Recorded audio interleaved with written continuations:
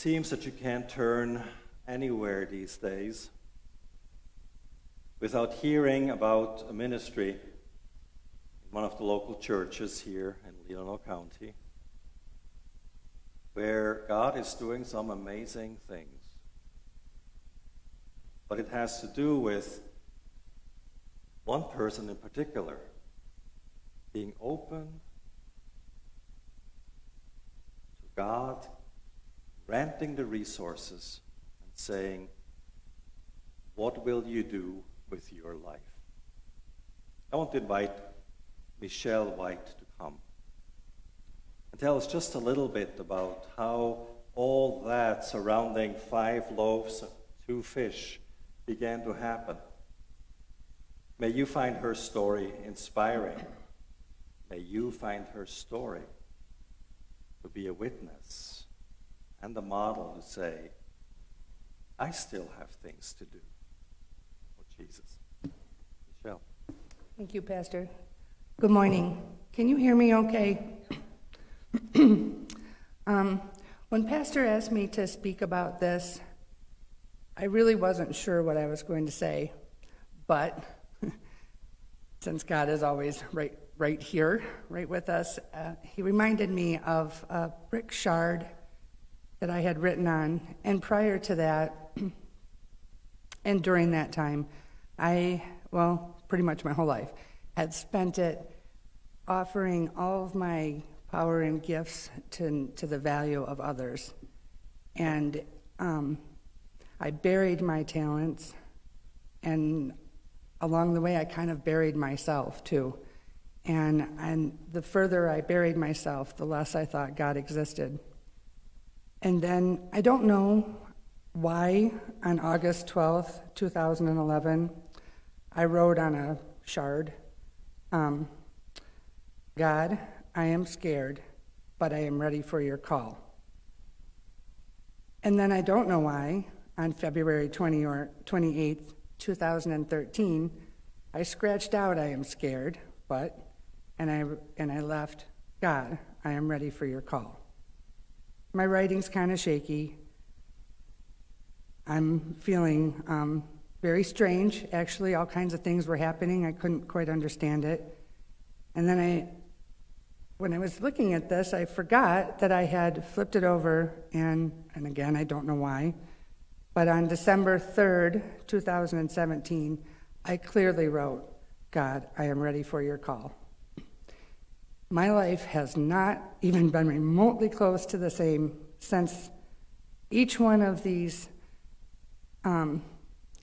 there's many dates that I could probably come up with, but these 3 seem really significant to me. And once I let go, I've also learned that being a big people pleaser can start to affect your health. And that happened to me. And then COVID hit. So I was not able to people please so much. And the dreams that I had have always been to give to others and be compassionate. I feel like I've walked in a lot of shoes, many miles, and not one single one of us really has any right to judge another and where they're at and what they're doing and why, because we really don't know. But after everything started changing, really around 2013, somehow between 2013 and this very moment, I ended up at this church, and I really don't know how. I feel that Jesus literally walked me up here. And sorry I'm bouncing all around. I really had this planned out, but Greg, you kind of threw me off, blew me away. So that was awesome. But once I stopped people-pleasing and just started kind of being fully aware of God and starting to really ask, I did this, what do you want me to do? And then I just stopped asking, and it's like all of a sudden, things that I couldn't do, I can do now. I couldn't bake bread to save my life, and I did it. I tried for years to bake bread. And then one day, Wava and I got on a Zoom call, and we made bread, and I have been making bread pretty much every day since. I don't think I'm making that bread. I think God's making that bread. It's just, somebody's got to physically do it. And then 5 loaves, 2 fish started to happen, and people started coming, and it really felt and feels like build it and they will come. Last Friday, a man from Northport came with 2 beautiful meals. 2 people from Suttons Bay showed up with 2 beautiful meals.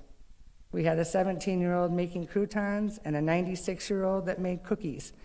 It's amazing, I feel, that maybe by not trying to have all the talents and all the gifts and do things like everybody and I started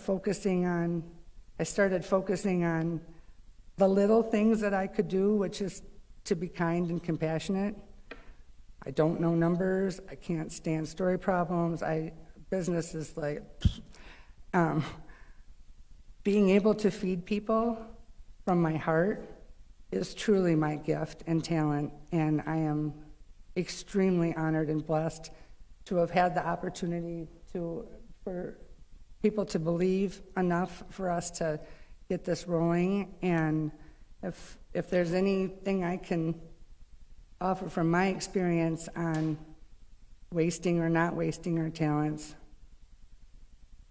it appears to me that if we do the things that we love the most, that's where God really shows up, and things can happen that are purely effortless from comparative to trying to do it on my own. So I don't know if I said what you wanted me to, because I'm blaming it on you, Greg, but we all have so many gifts and talents, and then no matter what age, we can still share them. Thank you.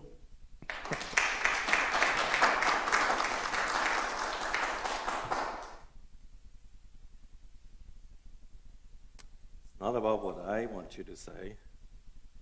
You said what God has laid on your heart. That's what matters.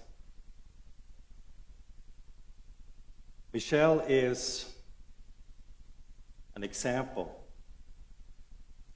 of becoming Jesus with hands. Or as some say, Jesus with some skin on.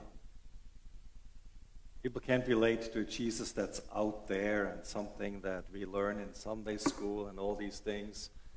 I am hungry and you fed me. I was thirsty and you gave me a drink. I was naked and you clothed me.